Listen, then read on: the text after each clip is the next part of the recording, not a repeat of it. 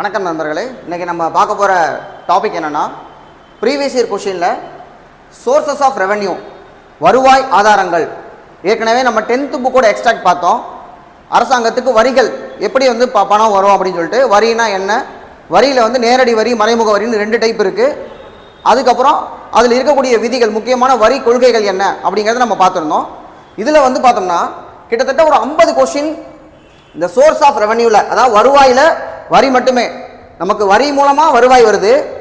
அதில் ஜிஎஸ்டி பற்றி மட்டும் 30 கேள்வி, ஜிஎஸ்டி இல்லாமல் இருக்கக்கூடிய மற்றதெல்லாம் ஜென்ரலாக இருக்கக்கூடியது பார்த்தோம்னா ஒரு 20 கேள்வி. ஃபிஸ்கல் பாலிசி, அதான் நிதி கொள்கைனா என்ன, வரி விதிப்பை பற்றி இருக்கக்கூடியது, அதில் நிறைய கேள்வி. ஆக மொத்தம் ஒரு 120 கேள்விக்கு மேலே இந்த டாப்பிக்லேருந்து இருக்கக்கூடிய ஒரு முக்கியமான டாபிக். அதில் நமக்கு என்னென்னா, இந்த வீடியோவில் சோர்ஸ் ஆஃப் ரெவென்யூ பற்றி கேட்குறத மட்டும் நம்ம பார்ப்போம். ஃபர்ஸ்ட் கொஸ்டின் பாருங்கள். மத்திய அரசின் நேரடி வருவாயினத்தில் தொடர்பு இல்லாதது எது அப்படின்னு கேட்குறாங்க. இதில் 2 விஷயம் எடுத்துக்கலாம். ஒன்று, சென்ட்ரல் கவர்மெண்ட்டுக்கு வருமா வராதா அப்படிங்கிறது. இன்னொன்று, டைரக்ட் டாக்ஸா இல்லையாங்கிறது. இந்த கொஸ்டினுடைய டிமாண்ட் என்னன்னு பார்த்தீங்கன்னா, அது டைரக்டா இல்லையா அப்படின்னு கேட்கறது. நேரடியானா நமக்கு யார் மேலே வரி விதிக்கப்படுகிறதோ அவங்களே பே பண்ணணும், அதான் நேரடி. ஒருத்தர் மேலே விதிக்கப்பட்டு அவங்களுக்காக இன்னொருத்தர் கட்டினா அது மறைமுகம். உதாரணத்துக்கு ஜிஎஸ்டி. இப்போ ஜிஎஸ்டி பொறுத்த வரைக்கும் கடைக்காரர் கட்டிடுவார், ஆனால் கடையில் பொருள் வாங்குறது நம்ம தலையில் தான் கடைசியாக விழுகும். ஸோ அப்போ வரி விதிக்கப்படுவது கடைக்காரர் மேலே, கடைசியாக வசூலிக்கப்படுவது நம்மக்கிட்ட. அப்போ அது மறைமுக வரி. இதே இன்கம் டேக்ஸ் எடுத்துக்கோங்க. நமக்கு இன்கம் டேக்ஸ் போட்டால் நம்ம தான் பே பண்ணணும். அப்போ அதை வச்சு பார்த்தீங்கன்னா taxes on income, income tax அப்படிங்கிறது நம்முடைய வருமானம். ஸோ வருமான வரி ஒரு நேரடி வரி. சொத்து மூலதன வரி, இதுவும் ஒரு நேரடி வரி, புக்கிலேயே கொடுத்துருக்காங்க. நம்ம சொத்துக்கு நம்ம தான் பணம் பே பண்ணணும். அடுத்து பாருங்க, பங்கு ஆதாயம் மற்றும் லாப வரி, டிவிடெண்ட்ஸ் அண்ட் ப்ராஃபிட்ஸ். ஸோ நமக்கு ப்ராஃபிட் வருது, நமக்கு டிவிடெண்ட்ஸ் வருதுன்னா அதையும் நம்ம தான் பே பண்ணணும். இவங்க இதை ஆன்சர்னு கொடுத்துருக்காங்க. ஆக்சுவலாக பார்த்தோம்னா taxes on commodities and services, பண்டம் மற்றும் பணிகள், அதுதான் ஜிஎஸ்டி.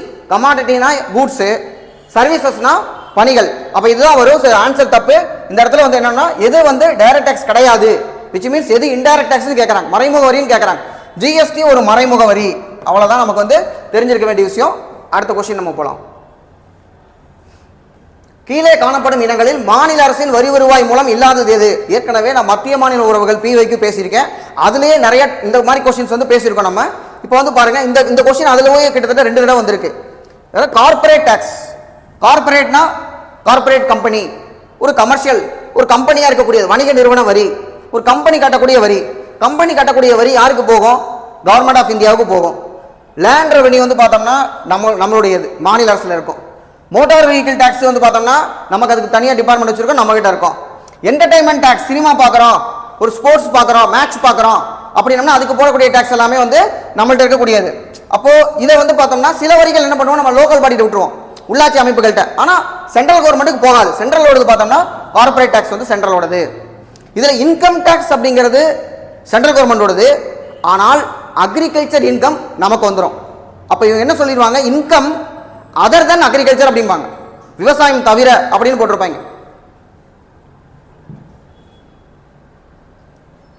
அடுத்த கேள்வி பாருங்க, டாக்ஸ் ரெவென்யூ ஆர், வரி வருமானத்தில் எதெல்லாம் அடங்கும்? அதான் கேள்வி. வருவாய் செலவுகள் மீது போடப்படும் வரி. இதில் என்ன பியூட்டினா, நமக்கு இன்கம் டாக்ஸ் வருமானம், நம்ம வேலைக்கு போகிறோம், சம்பாதிக்கிறோம், வருமானம் வருது. இவ்வளோ வருமானம் வந்துச்சுன்னா நீ டாக்ஸ் கட்டணும்பா. ஒரு 12 லட்ச ரூபாய்க்கு மேலே வருதா, ஒரு உதாரணத்துக்கு சொல்கிறேன், ஒரு 10% டாக்ஸ் கட்டுன்னு சொன்னோம்னா நம்ம என்ன பண்ணுறோம், அதில் 10%, 1,20,000 நம்ம டாக்ஸாக பே பண்ணிடுறோம். 1.2 lakhs டாக்ஸாக பே பண்ணிடுறோம். எப்போ வருமானம் வரும் பொழுது. அதுக்கப்புறம் மீதி இருக்கிற பணத்தை எடுத்துகிட்டு போய் நான் செலவு பண்ணுறேன். ஒரு கடையில் போய் இட்லி சாப்பிட்றோம், இல்லை ஒரு ஃபுட்டுக்காக ஸ்பெண்ட் பண்ணுறது, வேறு எதுக்கு நம்ம ஸ்பெண்ட் பண்ணாலும் அதுக்கும் டாக்ஸ் கட்டணும். அப்போ எனக்கு பணம் வந்தாலும் நான் வரி கட்டணும், பணத்தை நான் செலவு பண்ணாலும் வரி கட்டணும். அப்ப டாக்ஸ் வருவாய் செலவுகள் மீது போடப்படும் வரி. வரியில எது அடங்கும்? எனக்கு பணம் வந்தாலும் நான் டாக்ஸ் பே பண்ணணும், பணத்தை நான் செலவு பண்ணாலும் அதுக்கு நான் டாக்ஸ் பண்ணணும். அடுத்து சொத்துக்கள் மீது போடப்படும் வரி, இது ஒரு வகையான வரி. சொத்து இருக்கு, சொத்து மேல வரி போடுறாங்கன்னா அது ஒரு வகையான வரி. பொருள்கள் மீது போடப்படும் வரி, இதுதான் கூட்ஸுக்காக போடுறது. சர்வீஸுக்கு சேவைக்காக போட்டோம்னா அது என்னது, சரக்கு சேவை வரியாக மாறிவிடும், ஜிஎஸ்டி. பொருள்களுக்காக அப்படின்னா நம்ம ஏதோ ஒரு பொருள் கடையில் வாங்குறோம், அந்த பொருளுக்கு ஒரு டாக்ஸ் போடுறாங்க. ஒரு ஃபோன் வாங்குறீங்க, உங்க கையில் ஒரு ஃபோன் இருக்கு, இந்த ஃபோனை வாங்குறீங்க, அதுக்கு ஒரு டாக்ஸ் பே பண்றீங்க, பொருள் மேலே போடப்படும் வரி வந்துடும். பங்குகள் மற்றும் வட்டி. பங்குகள் அப்படின்னம்னா இன்ட்ரெஸ்ட், ரிசிப்ட் அண்ட் டிவிடெண்ட்ஸ்.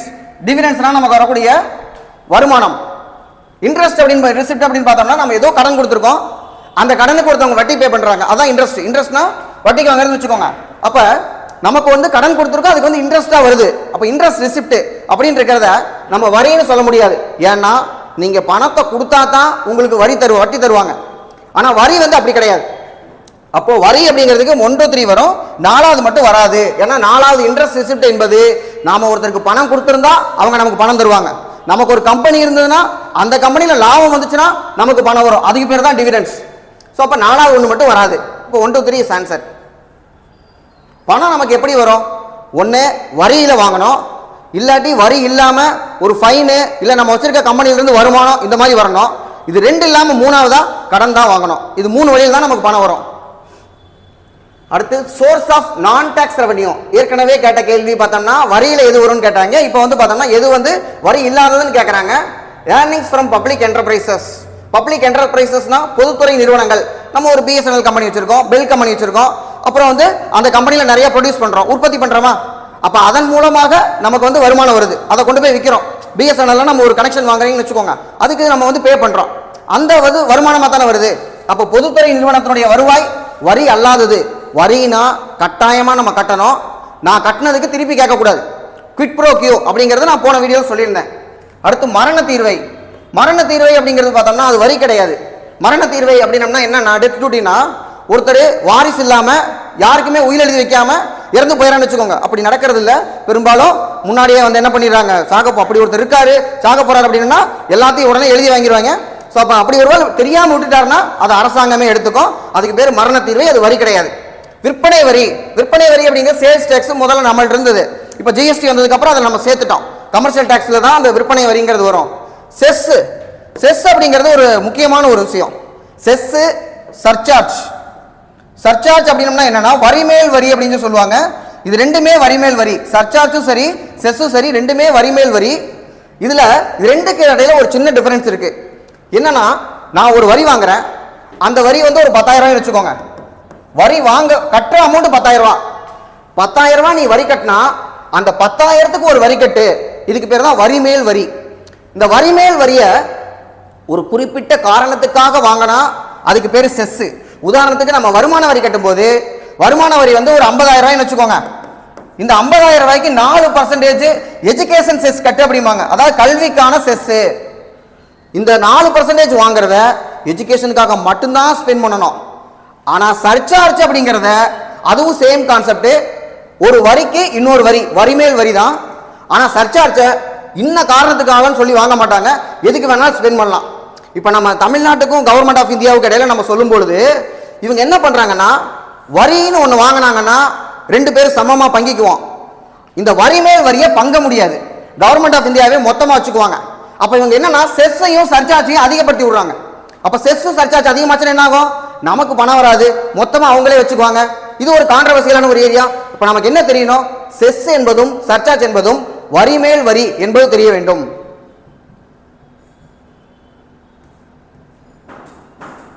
அடுத்து இது வந்து ஒரு கோட்டு மாதிரி, மாநிலங்களுக்கு உடனடியாக கடன் நிவாரணம் வழங்குவதன் மூலம் மாநிலங்களின் எதிர்கால கடன் சுமை மிதமானதாக இருக்கும். உடனே கடன் கொடுத்துட்டோம்னா ஃபியூச்சரில் உங்களுக்கு வந்து மிதமானதாக இருக்குது. இல்லைன்னா மாநிலங்கள் என்ன பண்ணுவாங்க, அவங்க கடன் வாங்கிடுவாங்க. சொன்னவர் சி ரங்கராஜன். இவர் நிறைய கமிட்டிக்கு வந்து தலைவராக இருப்பார். சி ரங்கராஜன் கடன் வாங்கலாமா வாங்கக்கூடாதா அப்படின்னு கேட்டோம்னா இவரை பொறுத்த வரைக்கும் என்ன சொல்றாருன்னா, கடன் நல்லது அப்படிங்கிறாரு. ஏன்னா இன்னைக்கு நமக்கு ஒரு மெட்ரோ ரயில் தேவைப்படுது, ஒரு 12,000 கோடி ரூபா தேவைன்னா 12,000 கோடி ரூபா இல்லைங்கிறதுக்காக நம்ம வாங்காம இருக்கக்கூடாது. கடனை வாங்கியாவது மெட்ரோ ரயில விட்டுட்டோம்னு வச்சுக்கோங்க, அதன் மூலமா நமக்கு வந்து பேசஞ்சர்ஸ் நிறைய பேர் போவாங்க, ஆபீஸ் சீக்கிரமா போவாங்க, வேலை நடக்கும். அப்ப வேலை நடக்கிறதுனால எக்கனாமிக் growth அதிகமாகும். ஒரு 5 வருஷம் கழிச்சு நமக்கு வந்து பொருளாதார வளர்ச்சி அதிகமா இருக்கும். அப்ப இன்னைக்கு இல்லைங்கிறதுக்காக நம்ம விட்டுட்டோம்னா நாளைக்கு நம்ம வளராம போயிடுவோம். அப்போ ஓரளவுக்கு கடன் வாங்கியாவது என்ன பண்ணணும், நலத்திட்டங்களை நம்ம பண்ணணும், வெல்ஃபேர் ஆக்டிவிட்டிஸ் இருக்கணும், இன்வெஸ்ட்மெண்ட் வந்து நம்ம வந்து பண்ணணும் அப்படின்னு சொல்லி சொல்றாரு. எந்த ஒரு வரி நேரடி வரிக்கு தொடர்பில்லாதது. கிஃப்ட் டாக்ஸ், நேரடியா யார் கிஃப்ட் வாங்குறாங்களோ அவங்க அதுக்கு டாக்ஸ் பே பண்ணணும். வெல்த் டாக்ஸ் யார்கிட்ட வெல்த் இருக்கோ அவங்க பே பண்ணணும். வருமான வரி யாருக்கு வருமானம் வருதோ அவங்க பே பண்ணணும். கஸ்டம்ஸ் டாக்ஸ் அப்படிங்கிறது ஏதோ ஒரு பொருள் ஹார்பர்லயோ இல்ல ஏர்போர்ட்லயோ வந்து இறங்குது, அந்த பொருள் யாருக்கு போக போகுதுன்னு தெரியாது. அப்ப அந்த பொருள் வந்து இறங்கும் போது யாரோ ஒருத்தர் வரி கட்டி தான் அந்த பொருளை வெளியில் எடுக்கிறாரு, கஸ்டம்ஸ்ல மாட்டிக்கிச்சு அப்படிம்பாங்கல்ல, கஸ்டம்ஸ்ல வரி கட்டி வெளியில வரும், வந்ததுக்கு அப்புறமா அந்த பொருளை யார் வாங்க போறாரோ அவர் தான் பே பண்ணுவார். ஸோ இது ஒரு மறைமுக வரி, இன்டைரக்ட் டாக்ஸ். அடுத்து சரியான விடையினை தேர்ந்தெடுக்கும் அரசாங்கத்தின் வருவாயின் ஆதாரங்கள், எதன் மூலமாக வருமானம் வருது அப்படிங்கிறதுல ஒன்று டேக்ஸு, இன்னொன்று டேக்ஸ் நான் டேக்ஸு. இந்த நான் டேக்ஸில் ஃபைனு, ஃபீஸு. ஃபீஸ்னா நமக்கு ஒரு சர்டிஃபிகேட் வேணுமா, அதுக்கு பே பண்ணுறோமா, அது ஃபீஸு. ஃபைன்னா நம்ம ஏதாவது ஒரு தப்பு பண்ணிட்டோமா, அதுக்கு நம்ம பே பண்ணுறோமா, அது வந்து ஒரு ஃபைனு. அதெல்லாம் நான் டேக்ஸில் வந்துடும். அடுத்து சர்ப்ளஸ் ஃப்ரம் பப்ளிக் அண்டர்டேக்கிங். நமக்கு ஒரு கம்பெனி இருக்கு, கம்பெனி வந்து பார்த்தோம்னா வரவு செலவு ரெண்டையும் டேலி பண்ணும்போது நமக்கு லாபம் வந்திருக்கு. சர்ப்ளஸ் அப்படின்ற என்னது, நமக்கு உபரி அப்படின்னம்னா லாபமாக நமக்கு வரக்கூடியது, அதுவும் நமக்கு வந்து ஒரு வகையான வருமானம் தான். பட் பெரும்பாலான கவர்மெண்ட் கம்பெனிஸ் வந்து லாபம் ஈட்ட மாட்டாங்க. அதனால தான் நம்ம என்ன பண்ணோம், 1991 அப்புறமா கம்பெனிஸ் எல்லாத்தையுமே நம்ம டிஸ்இன்வெஸ்ட்மெண்ட், முதலீடு விலக்கல் பண்ணி பிரைவேட்டா மாற்றணும். அடுத்து இந்திய அரசின் வருமான வரி கொள்கை எதன் அடிப்படையில் அப்படின்னா அது ஒரு direct question. Ability to pay, செலுத்தும் திறன் அடிப்படையில் இருக்கும். இதுல சமத்துவம் இருக்காது, கெப்பாசிட்டியை பொறுத்து நம்ம வந்து பண்றது இல்லை. இதுல ஆக்சுவலா என்னன்னா நமக்கு இன்கம் டேக்ஸை பொறுத்த வரைக்கும் ஸ்லாப் வச்சிருக்கோம். எபிலிட்டி டு பேனா இந்த அளவுக்கு வருமானம் இருக்கிறவரால தான் வருமான வரி கட்ட முடியும் அப்படின்னு சொல்லி நம்ம வச்சிருக்கோம். இது ஒரு பிரின்சிபல். ஈக்குவாலிட்டினா எல்லாருமே சமமா பே பண்ணணும் அப்படி நம்ம வந்து வைக்கிறது இல்லை. அடுத்து மத்திய அரசின் வருவாய் இதில் அடங்கும். Individual income tax, corporate tax, commodity tax or taxes on goods and services. இது எல்லாமே யாருக்கு போகும், சென்ட்ரல் கவர்மெண்ட்டுக்கு போகும். ஸோ அப்போ எல்லாமே வரக்கூடியது தான். கார்பரேட் டேக்ஸ் அப்படிங்கிறது கம்பெனிலேருந்து நம்ம வாங்கக்கூடியது, நிறுவனங்கள் வருவாய் மீதான வரி. இவங்க டைரக்டா இன்டைரக்டான்னு கேட்கல, மத்திய அரசின் வருவாய் மட்டும்தான் கேட்டிருக்காங்க.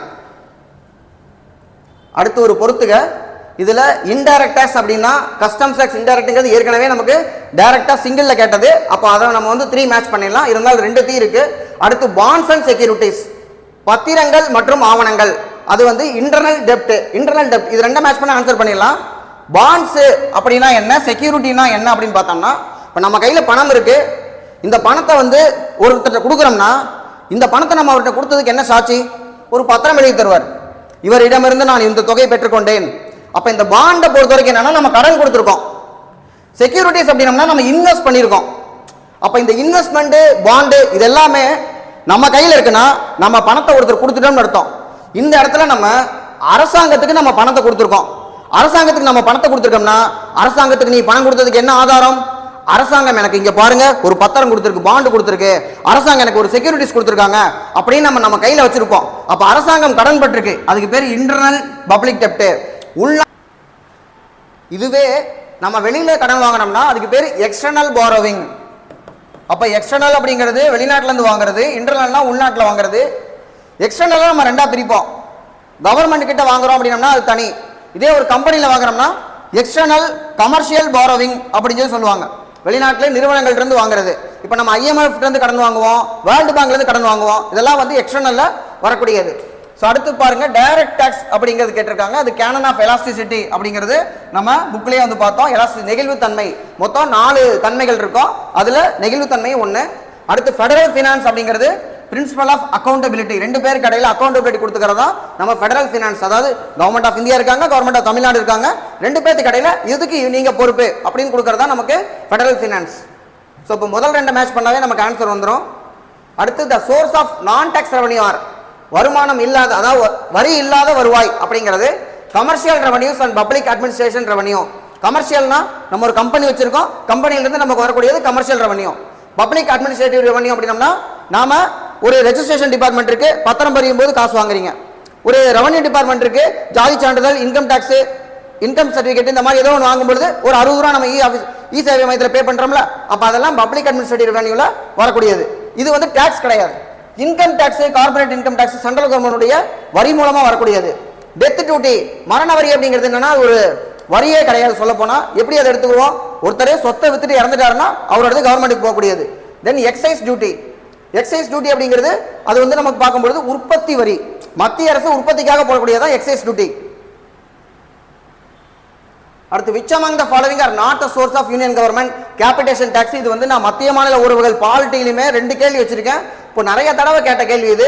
தலைக்கட்டு வரி அப்படிங்கிறது இது வந்து கவர்மெண்ட் ஆஃப் அதாவது மாநில அரசினுடையது. ஃபாரின் லோன்ஸ், வெளிநாட்டு கடன் நமக்கு யூனியன் கவர்மெண்டோடது. அடுத்து கார்பரேஷன் டாக்ஸ், நிறுவன வரி, நிறுவன வரி அப்படிங்கிறது நமக்கு பார்த்தோம்னா government of இந்தியாவோடது.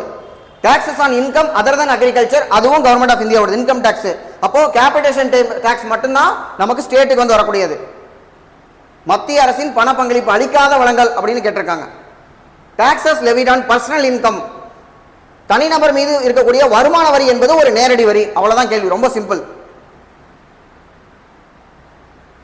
The taxes on properties are collected by அதாவது சொத்துக்கள் மீதான வரி ப்ராப்பர்ட்டி செக்ட் யாரு வந்து கலெக்ட் பண்றாங்கன்னு பார்த்தோம்னா இந்தியாவில் வந்து நம்ம உள்ளாட்சி அரசு லோக்கல் பாடியில தான் கொடுத்துருக்கோம். ஸோ சொத்து வரி அப்படிங்கிறது நமக்கு வந்து லோக்கல் பாடியில தான் நம்ம வந்து பே பண்ணுவோம். அதே மாதிரி ப்ரொஃபஷனல் டாக்ஸ் வேலை செய்யறோம்னா அதுக்கான வரியும் நம்ம லோக்கல் பாடிக்கு தான் பே பண்ணுவோம். பின் வருவனவற்றில் எது மறைமுக வரிக்கு உதாரணம் இல்லை? அப்ப நேரடி வரி கேட்கறாங்க. இதுல ஜிஎஸ்டி ஒரு மறைமுக வரி, கஸ்டம்ஸ் டாக்ஸ் வந்து மறைமுக வரி, எக்ஸைஸ் டியூட்டியும் மறைமுக வரி. ஏன்னா இது எல்லாமே பொருளோ சேவையோ அது யாருக்கு போகுதுன்னு தெரியாது, கடைசியா யார் எடுத்துக்கிறாங்களோ அவங்க தான் பே பண்ணணும். ஆனா இன்கம் டாக்ஸ் யார் மேல நம்ம லெவி பண்றோமோ அவரே பே பண்ணணும். சோ நேரடி வரி. அடுத்தது arrange the source of revenue of government of India for the year 2021 கேட்டிருக்காங்க. இதுல 2021 பார்த்த வரைக்கும் ஜிஎஸ்டி அதிகமா இருக்கு, அதுக்கடுத்து இன்கம் டாக்ஸ், அதுக்கப்புறம் எக்ஸைஸ், அதுக்கப்புறம் கார்பரேட் கஸ்டம்ஸ் அந்த மாதிரி போட்டிருக்காங்க. 2025 பட்ஜெட்ல இப்போ வந்து கீ ஃபீச்சர்ஸ் ஆஃப் பட்ஜெட் 2025-26 இப்போ ஒரு டாக்குமெண்ட் வந்திருக்கும். இந்த டாக்குமெண்ட்ல பாத்தீங்கன்னா கவர்மெண்ட் ஆஃப் இந்தியாவுக்கு ஒன்று, தமிழ்நாட்டுக்கு நம்ம வந்து ஒன்று இருக்கும். அதுல ₹1 படத்தை போட்டு ரூபி ₹1 நமக்கு எங்க இருந்தெல்லாம் வருது அப்படின்னு சொல்லி போட்டிருப்பாங்க. அதுல நம்ம பார்த்தோம்னா நம்பர் 1ல கவர்மெண்ட் ஆஃப் இந்தியாவுக்கு இருக்கக்கூடியது 24%ல கடன் தான் அதிகமாக வாங்குறோம். 24% கடன் தான் நமக்கு வந்து அதிகமாக வாங்குறோம். அதுக்கடுத்து ரெண்டாம் இடத்தை பிடிக்கக்கூடியது என்னன்னு பார்த்தோம்னா 22%ல நமக்கு வந்து பார்க்கும்போது இன்கம் டாக்ஸ் வந்து ரெண்டாவது இடத்தை பிடிக்குது 22%. மூணாவது தான் நமக்கு வந்து பார்த்தோம்னா ஜிஎஸ்டி 18% வந்து ஜிஎஸ்டி. ஸோ ஜிஎஸ்டியோட ஸ்லாப்ல 18% இருக்கும். So GST 18%. அடுத்து கார்பரேட் டாக்ஸ், கார்பரேட் பார்த்தோம்னா 17% வந்து கார்பரேட் டாக்ஸ். தென் எக்ஸைஸ் 5 மணிக்கு காலையில் எக்ஸைஸ் பண்ணுவோம் ஞாபகம் வச்சுக்கோங்க. 5% எக்ஸைஸ். 4 மணிக்கு எந்திரிக்க முடியாது, கஷ்டம். ஸோ 4% வந்து கஸ்டம்ஸ் டாக்ஸ்.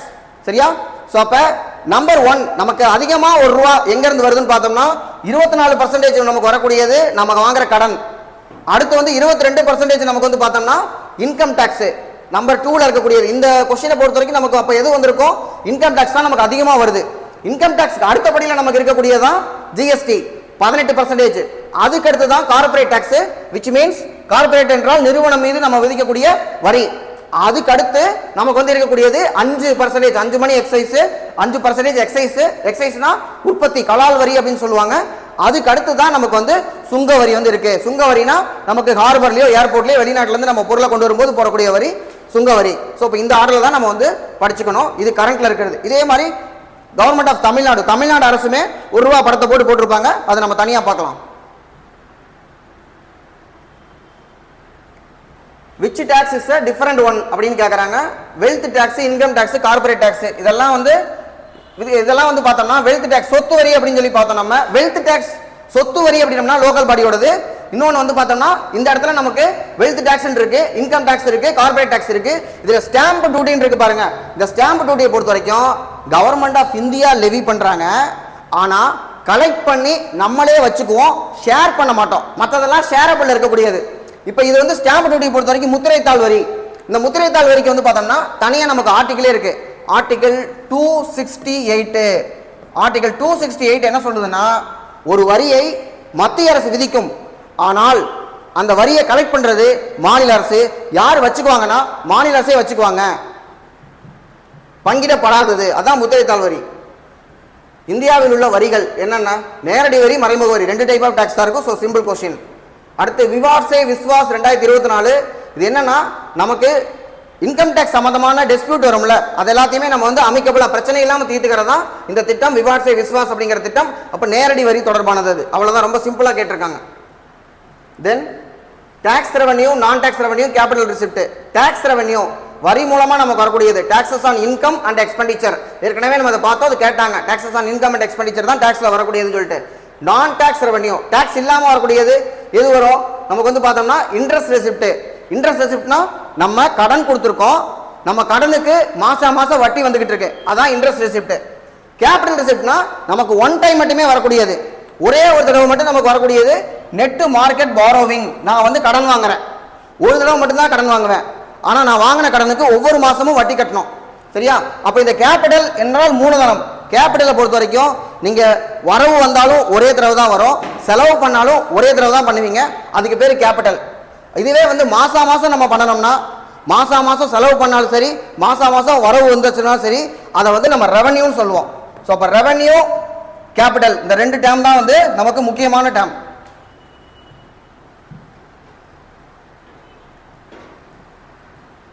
அடுத்து அட்மினிஸ்ட்ரேட்டிவ் ரெவன்யூ. அட்மினிஸ்ட்ரேட்டிவ் ரெவன்யூன்னு கேட்டிருக்காங்க. So special assessment referred by the betterment levy. சிறப்பு மதிப்பீடுகள் சிறந்த வரி என்று குறிப்பிடப்படுகிறது. It is a voluntary. வாலண்டரியா அது இருக்காது, அது ஒன்றா நம்ம அடிச்சு விட்டா வந்துடும். அதில் ஃபைன்ஸு, பெனால்ட்டிஸு, நம்ம வந்து ஒரு ஃபைன் பே பண்ணுறோம், பெனால்ட்டி பே பண்ணுறோம், ஒரு டிராஃபிக் வயலேஷன், இதெல்லாமே வந்து நமக்கு எதில் வந்துடும்? நிர்வாக வருவாய் வரியில் கணக்கில் வந்துடும். நமக்கு வாலண்டரியான்னு கேட்டால் இல்லை, கட்டாயமாக ஹெல்மெட் போடலன்னு ஃபைன் கட்டினா கட்டாயமாக கட்டித்தாகணும். இல்லைப்பா இது வாலண்டரி, நான் இன்னைக்கு கட்டலைங்க அப்படின்னு நான் சொல்ல முடியாது. ஸோ இதோட முடிஞ்சிருச்சு. இதுக்கு அடுத்து நமக்கு ஜிஎஸ்டி இருக்குது. இன்னும் அடுத்த கண்டென்ட்டில் நம்ம வந்து பார்ப்போம். தொடர்ந்து வீடியோ பாருங்கள். தேங்க்யூ.